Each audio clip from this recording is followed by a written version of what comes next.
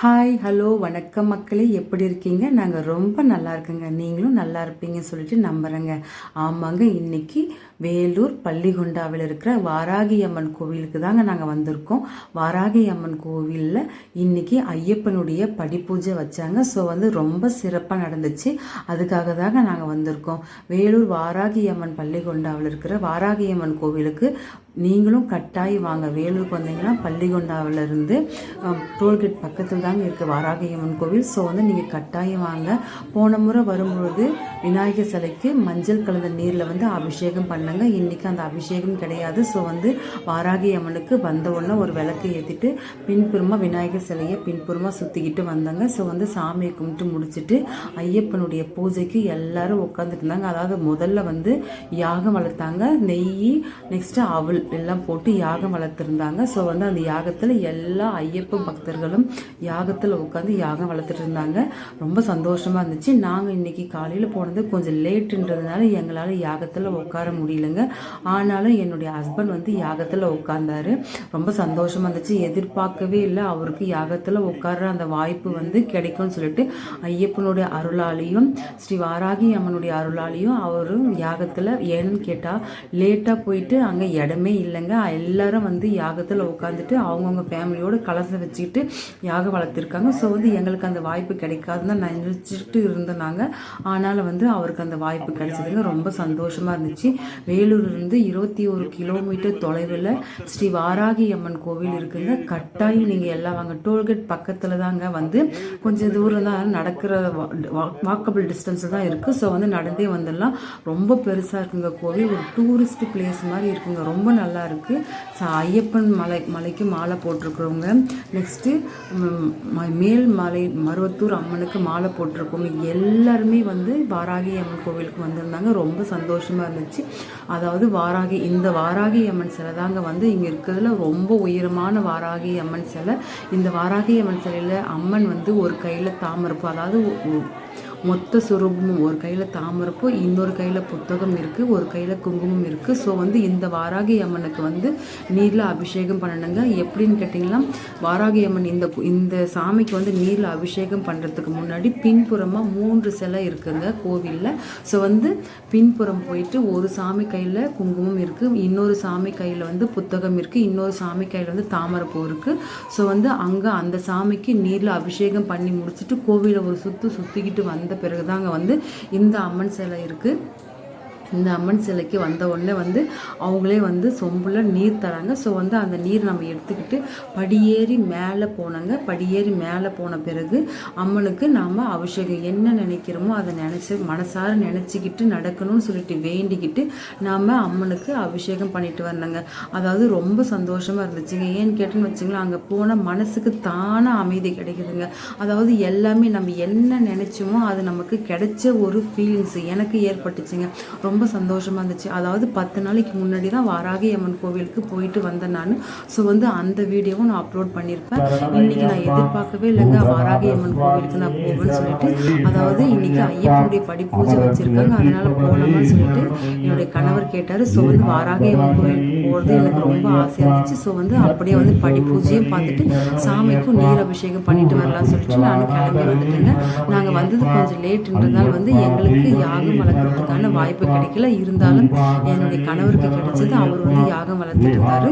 எல்லாருமே போன முறை வரும்போது இதெல்லாம் கட்டிக்கிட்டு இருந்தாங்க. ஆனால் இந்த முறை கட்டி முடிச்சுட்டு இருந்தாங்க. ஸோ எல்லா ஐயப்ப பக்தர்களும் உட்காந்து இதில் என்னன்னு போட்டுருக்காங்க கேட்டோம்னா, அதாவது அவள் போட்டு அவள் நெக்ஸ்ட் நெய் எல்லாம் போட்டு யாகம் வளர்த்துருக்காங்க. அங்கே ஐயப்பனுடைய சிலை வச்சுருக்காங்க. எல்லா சிலையும் இருக்காங்க. ஸோ ஐயப்பனுக்கு பூஜை பாட்டுக்கு நடந்திருக்கு. ஐயப்பனுடைய போற்றி சொல்கிறாங்க. ஸோ நாங்கள் ஃபேமிலியோடு வந்ததுனால நாங்கள் அவர்கிட்ட இருந்து எங்கள் ஹஸ்பண்டுக்கிட்ட இருந்து வாங்கி நாங்கள் யாகம் பண்ணிட்டு சாமி கும்பிட்டு வந்தாங்க. ஸோ இங்கே சாமி கும்பிட்டு முடிச்சுட்டு உடனே அப்படியே போயிட்டு அங்கே கோவிலை ஒரு சுற்றி பார்த்துட்டு வரலாமே சொல்லிட்டு நாங்கள் கிளம்பிட்டுனாங்க. இவர் மட்டும் இங்கே உட்காந்துட்டு பூஜை பண்ணிருந்தாங்க. ரொம்ப சந்தோஷமாக இருந்துச்சுங்க. மனசு நிறைவாக, அதாவது நாங்கள் எதிர்பார்க்கவே இல்லை இவருக்கு அந்த வாய்ப்பு கிடைக்கும்னு சொல்லிட்டு. நாங்கள் ஏன் இவ்வளோ லேட்டாக வந்தோம்னு சொல்லிட்டு ரொம்ப வருத்தப்பட்டுட்டு தான் வந்தோம். எல்லாரும் உட்காந்துட்டாங்க. நமக்கு அந்த வாய்ப்பு கிடைக்கல சொல்லிட்டு சொல்லிட்டு உண்மையாக நானும் வருத்தப்பட்டேன், அவரும் வருத்தப்பட்டார். அது தானாக அவருக்கு அமைஞ்சிச்சிங்க. இவர் பக்கத்தில் வந்து கலசம் வச்சு பக்கத்தில் கலச நீர் இருக்குது பாருங்கள். ஸோ வந்து அந்த நீர் தான் வந்து ஐயப்பன் சிலை ஒன்று இருக்குது, அந்த ஐயப்பன் சிலைக்கு வந்து அபிஷேகம் பண்ண போகிறாங்க. ஸோ வந்து அதுக்கு முன்னாடி வந்து நாங்கள் எல்லாம் வந்து கோவிலை வந்து சுற்றி பார்த்துட்டு வரலாமே சொல்லிட்டு கிளம்பிட்டுங்க நாங்கள். ஆனால் வந்து இங்கே ஐயப்பனுடைய இந்த யாகம் வந்து முடிஞ்சிடுச்சு. ஸோ வந்து என்ன சொல்லிட்டாங்க கேட்டால் சாமி வந்து அதாவது குருஜின்னு சொல்லிட்டு சொல்கிறாங்க போல். அந்த கோவிலை வந்து அவர் தான் மெயின்டைன் பண்ணுறாரு. இப்போ எல்லாமே அழகாக பார்த்து செய்கிறாங்க. ரொம்ப அமைதியான இடங்க, ரொம்ப கோவில் ரொம்ப பெருசாக இருக்குங்க. நிறைய பேர் இன்றைக்கி ரொம்ப ரஷ் ரொம்ப ஜாஸ்தியாக இருந்துச்சு. நான் எதிர்பார்க்கவே இல்லை, அவ்வளோ அழகாக இருக்குங்க. எல்லோரும் வந்தீங்கன்னா பள்ளிக்கூடம் கோவில் பக்கத்தில் வாராக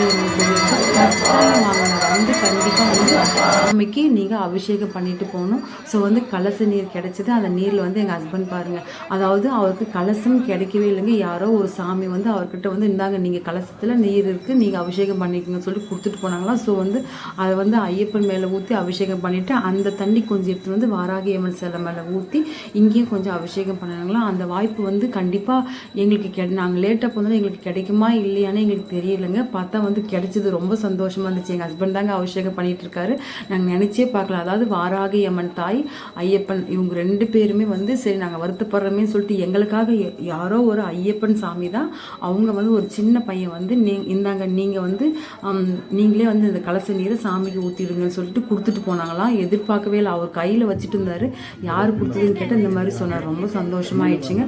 ஸோ வந்து அங்கே பூஜை அங்கே பாட்டுக்கு அவங்க அபிஷேகம் பண்ணிட்டு இருந்தாங்க. நாங்கள் இங்கே வந்துட்டு வந்து இங்கே பாருங்கள் எல்லா பெண்களும் வந்து வந்திருக்கவங்க எல்லாருமே வந்து மஞ்சள் வெளியிலே விற்குதுங்களாங்க மஞ்சள். ஸோ வந்து நமக்கு தேவையா 10 ரூபாய்க்கு 20 ரூபாய்க்கு எவ்வளோக்கு நமக்கு மஞ்சள் தேவைன்னு சொன்னால் அந்த கொம்பு மஞ்சள் வாங்கிட்டு வந்துட்டு நாம் இங்கேயே அம்மி இருக்குது. ஸோ வந்து ஹஸ்பண்ட் ஒய்ஃபும் சேர்ந்து அரைக்கிறாங்க. இல்லாட்டி தனியார் அதாவது கல்யாணம் ஆகாதவங்களும் வந்து மஞ்சள் அரைச்சி சாமிக்கு பூசுகிறாங்க. குழந்தை இல்லாதவர்களும் குழந்தை பிறக்கணும்னு நினச்சிக்கிட்டு மஞ்சள் அரைச்சி சாமிக்கு பூசுகிறாங்க. ஸோ வந்து இங்கே வந்து எல்லாருமே உட்காந்து தூள் மஞ்சள் கிடையாதுங்க, அதாவது கொம்பு மஞ்சள் சொல்லுவாங்களா, அந்த மஞ்சள் வந்து வாங்கிட்டு வந்து அதை ஊற வச்சு கொஞ்ச நேரத்தில் ஊறி போயிடுதுங்க. அதை வந்து நல்லா அரைச்சி சாமிக்கு அழகாக பூசி விடுறாங்க. கட்டாயம் நீங்கள் வாங்க, கண்டிப்பாக நீங்கள் என்ன நினச்சிக்கிட்டு வந்து செய்கிறீங்களோ அது கண்டிப்பாக நடக்குதுங்க. ஸோ வந்து நீங்கள் வந்தீங்களா, வேலூருக்கு வந்தீங்களா, வாராகி அம்மன் கோவிலுக்கு வந்து நீங்களும் வந்து மஞ்சள் அரைச்சி சாமிக்கு நீங்கள் பூசி விட்டுட்டு போகலாம். எங்களுக்கு வந்து ரொம்ப ஜாஸ்தி, போன முறை விட இந்த மாதிரி ரொம்ப ரஷ் ஜாஸ்தியாக இருந்துச்சுங்க. நிறைய பேர் கியூவில் நின்றுட்டாங்க. ஸோ வந்து நாங்கள் ஐயப்பன் பூஜைக்கு போயிடுதுன்னு சொல்லிட்டு நான் வந்து சாமி மட்டும் பார்த்துட்டனால அடுத்த முறை வந்து கட்டாயம் நான் மஞ்சள் அரைச்சி இந்த சாமிக்கு போடுற வீடியோ கண்டிப்பாக நான் அப்லோட் பண்ணுவாங்க. நான் கண்டிப்பாக அடுத்த முறை நான் கட்டாயம் மஞ்சள் அரைச்சி சாமிக்கு போட போகிறேன் நான். ஸோ வந்து இங்கே ரொம்ப ரஷ்ஷாக இருந்ததுனால வந்து நான் வெறும் வந்து பார்த்துட்டு அதுக்கப்புறமேட்டுக்கு அங்கே அன்னதானம் போட்டுட்டு இருந்தாங்க. ஸோ வந்து அங்கே போயிட்டு என் பையெல்லாம் சாப்பிட போயிட்டாங்க. ஆனால் எங்கள் ஹஸ்பண்ட் வந்து இன்னும் அங்கே வந்து ஐயப்பன் பூஜை ஸ்டார்ட் பண்ணிட்டாங்க. ஸோ வந்து அங்கே உட்காந்துட்டு இருக்காங்க. நாங்கள் மட்டும் வந்து சாமியும் கோவில்லாம் ஒரு சுற்றி பார்த்துட்டு போகலாமே சொல்லிட்டு வந்து பார்த்துட்டு சாப்பிட்றதுக்கு போயிட்டுங்க. ஸோ வந்து அங்கே அன்னதானமும் போட்டாங்க, ரொம்ப நல்லா இருந்துச்சு. வெஜிடபிள் ரைஸ் போட்டாங்க இன்றைக்கி. ஸோ வந்து அதெல்லாம் சாப்பிட்டு முடிச்சாச்சு. ஐயப்பன்மார்களுக்கு வந்து தனியாகவும் வந்து சாதம், சாம்பார், ரசம், வடை, பாயாசம் வந்து அதையும் செஞ்சுருந்தாங்க. அதுவும் உட்கார வச்சு வாழையில போட்டு பரிமாறினாங்க. அதுவும் ரொம்ப நல்லா இருந்துச்சுங்க, ரொம்ப சந்தோஷமாக இருந்துச்சு. இங்கே சேவை செய்கிறவங்க எல்லாருமே வந்து ரொம்ப நல்லா பண்ணுறாங்க. அதாவது கோவில் வந்து ரொம்ப க்ளீனாக இருக்குங்க. அதாவது அவங்க மட்டும் சேவை செய்கிறவங்க மட்டும் இந்த கோவில் க்ளீனாக வச்சுட்டு இருந்தால் போதாது.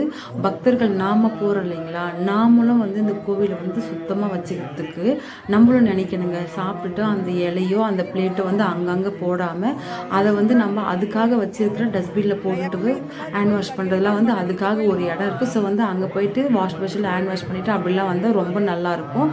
நாம் இருக்கிற இடம் நம்ம எப்படி நம்ம வீட்டை நம்ம சுத்தமாக வச்சுக்கிறோமோ அதே மாதிரி கோவில் அதை விட சுத்தமான புனிதமான இடம். ஸோ வந்து அதையும் நம்ம சுத்தமாக வச்சுக்கணுங்க பக்தர்கள் நம்ம போகும்போது. ஸோ வந்து ஆனால் இங்கே அப்படி தான் இருந்துச்சு. சப்போஸ் குப்பை எதனா போட்டாங்கன்னா அதை உடனே வந்து அங்கே வேலை செய்கிற சேவை செய்கிறவங்க வந்து அதை வந்து சுத்தப்படுத்திடுறாங்க. ரொம்ப நல்லா இருந்துச்சுங்க. கோவில் ரொம்ப பெருசாக இருந்துச்சு. கண்ணுக்கு எட்டின தூரம் வரைக்கும் கோவில் தாங்க. பாருங்க, சுற்றி நான் காட்டுறேன்.